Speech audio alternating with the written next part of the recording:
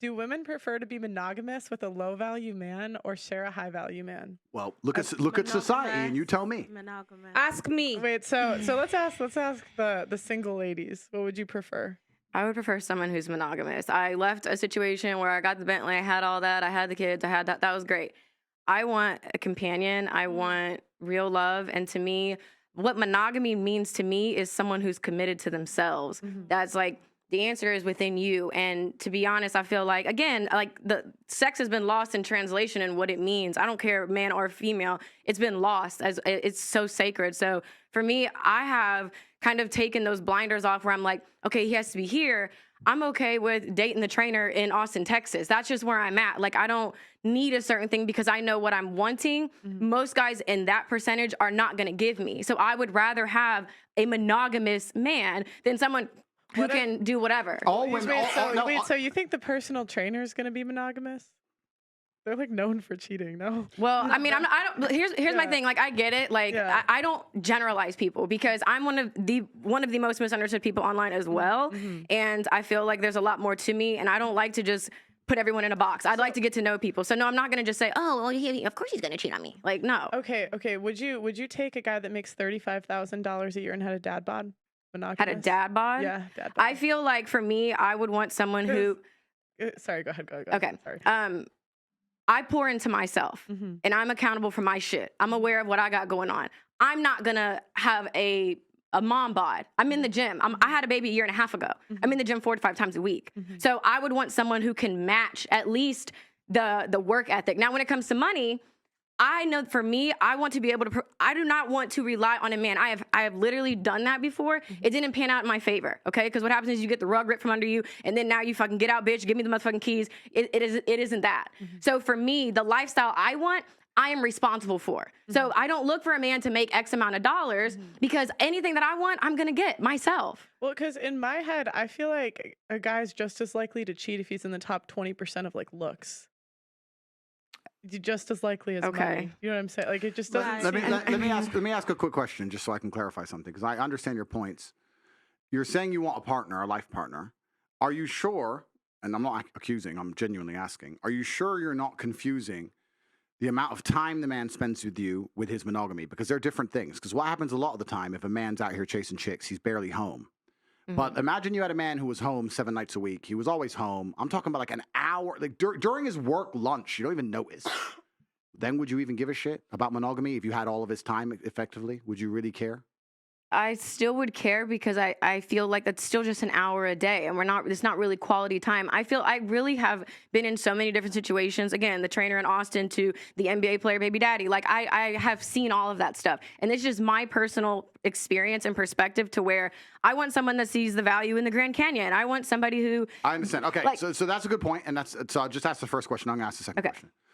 The realization you've come to is an interesting one. It is something that happens, especially to females as they mature. Don't you think it's strange, or why do you think that 0 women on earth choose those kind of men who they perhaps have slightly lower status, but are more likely to be loyal to them and be monogamous, etc. in the modern world? Because like I said, the world's changed. Why do you think 0 women choose them when they're at the peak of their choices? So when a woman is 19 and she can go anywhere she wants, every man wants her, she can go on any yacht in Miami, she can get flown out to Dubai, when she has all the choices in the world, why is she completely uninterested in those kind of men? And then when she gets to a certain age of maturity and there's a whole new generation of girls who have all the choices, then they sit there and go, you know what? I deserve monogamy and and they all of a sudden want to grow up and mature. Why does no woman decide that when she actually is at her most valuable? I feel like like I said, I don't like to speak for all women. I just speak for myself. But I know for me that I was looking for a man for a lifestyle, something that I was not able to do individually by myself.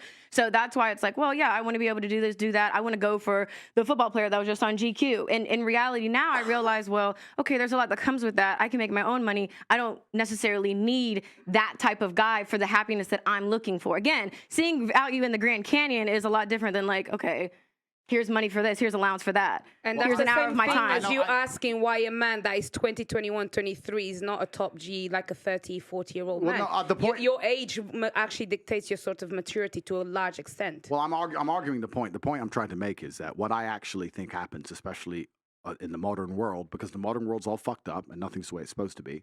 The traditional life path of a female is she's 17, she's 18, she's 19, and her value is massively inflated. And I don't blame her. Of course it's massively inflated. Imagine being 19 years old, have achieved exactly fucking zero in your life, knowing nothing. You put makeup on, and sports stars, billionaires, actors, the most important famous people on the planet, the richest men on the planet are begging for your attention. The ego you're going to develop, let's all be honest, right? The ego you're going to develop is going to be monu-fucking-mental. I'm special, I'm so gorgeous, all this bullshit, right?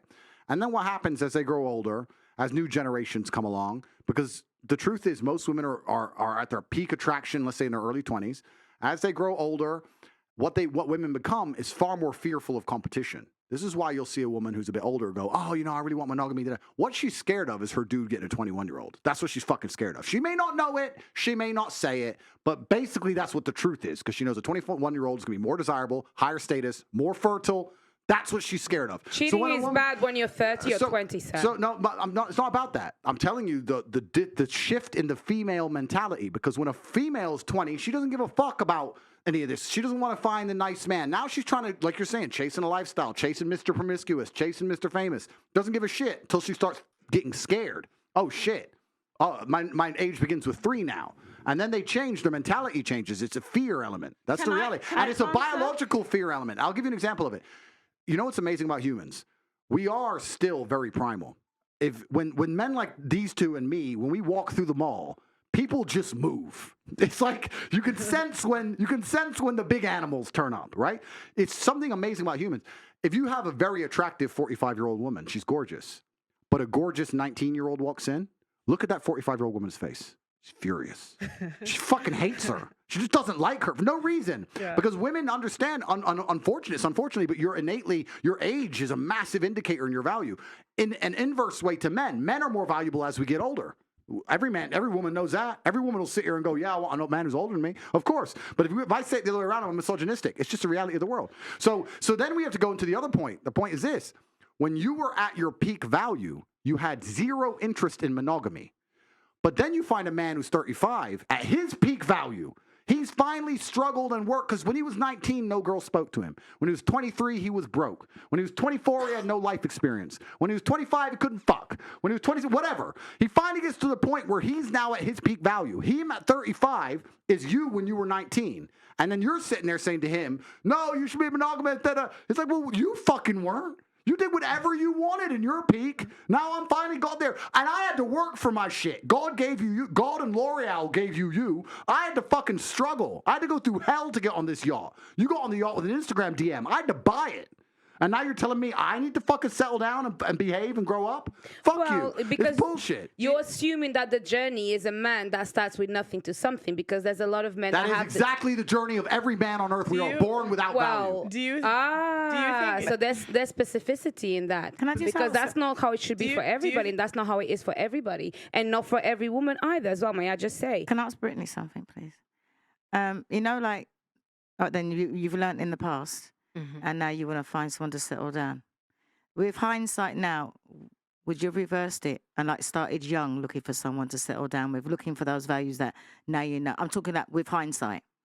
Okay, well, I actually, from 18 to 22, I was in a relationship. I've always actually been a lover girl, despite what I put out online for, I've never views. seen you online. Yeah, that's fine. Well, that's even better. I have always wanted one person, and I feel like I was so delusional in thinking that, oh, I'm like you said, I have value, I'm beautiful, I'm this, I'm at my peak. Why wouldn't you want to be with me? So going into these relationships, or just just people, my goal was always to get commitment. I'm giving you my time, I'm pouring into you because I want commitment. And the reality is I never really understood my value. So I was going through guys, giving up sex, doing this, and it didn't make sense. So I believe in I stand on everything I do. I don't do apology tours. It is what it is, and I think that's where I feel like when they talk about women being delusional and all these other things, it is true, because what you have to understand is that there are repercussions to your decisions, which is fine. So then you're talking about, okay, well, I want this type of guy, I want this, that, and that. You're talking about maybe monogamy. That's 3 to 5% of animals are monogamous. I think that's what it is,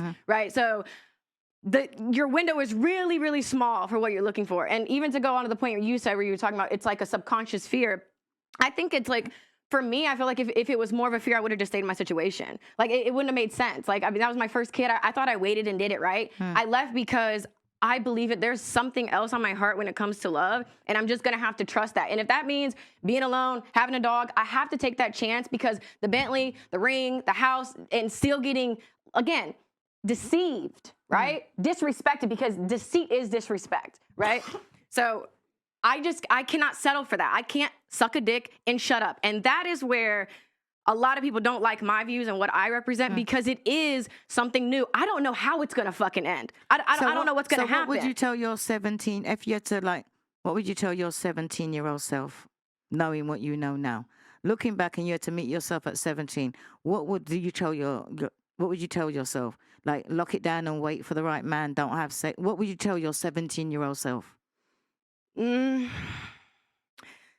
That the answers aren't outside of you, because I feel like I'd always look for men to answer all of my questions that I've ever had. I thought when I had a man, it would complete me. And I feel like too, especially with like my dad not being in my life, you look for somebody to guide me. Like, so that's where for me, I put too much value in someone else having the answers for me. So that's why I'm really big on accountability. So I would just tell myself, like, to be patient, to take your time, because I was always quick. Oh, let's try to get in a relationship. Like, we weren't even compatible. There's a lot of just not compatible factors. So I feel like for me, it would be to slow down and to really get to know people instead of just blindly banking on potential that most likely will never be tapped into, or selling myself short because there's a fear of, well, I don't know, this could be the best that I could get. I might as well just shut up and suck a dick. And that's what I meant about women nowadays, because exactly what you'd be telling your 17-year-old self is what happened back in the day. So when I'm repeating these things, I'm going, oh, you're old-fashioned.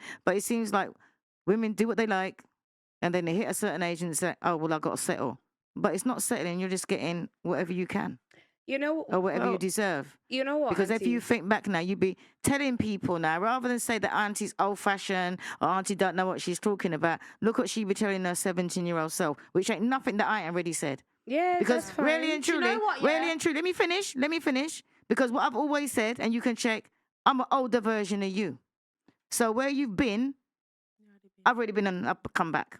So that's why I asked you, what would you tell your 17-year-old self? Because me telling you is, I'm telling my 30-year-old self. Do you understand where I'm coming from?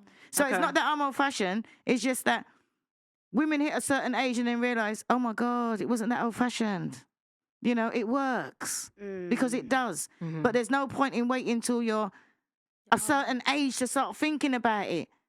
You know, even if you're like, you hold your own accountability. So it's like if you meet somebody and they were like 17, 18 and you saw them acting a certain way, they ask you for advice, you wouldn't say, do as I do. You say, listen, this is what happened to me. And this is what I thought. And what I recommend you do is blah, blah, blah. Am I right or am I wrong? If they ask you for your advice. No, I totally get what you're saying. Like, I totally agree with that. I think that no matter what you decide to do, you have to accept whatever repercussions come behind that. So any advice that I give to anybody is do what you want, but just know there are repercussions, good, bad, or indifferent, that are going to come behind it. So, I mean, and I think that's just where I'm at. I don't even think it's like an age thing. I think it's like, in reality, I have a son, and you really start asking yourself questions. And again, I hate that it took having a child to really look into my life and call myself out on my bullshit. So but if you got pregnant earlier, if you got pregnant at 18, 19, would it? I was always on birth control. Okay. I was on birth control for a decade. I got off birth control because the person I was with wanted to have a baby. Okay. So again, I thought I did it right. Clearly not, because I wasn't married. But it still didn't work out because it just wasn't my guy. So that's where I just think, like, even if I still would have taken it slow, there just were a lot of people that just were genuinely not my person, and that's okay.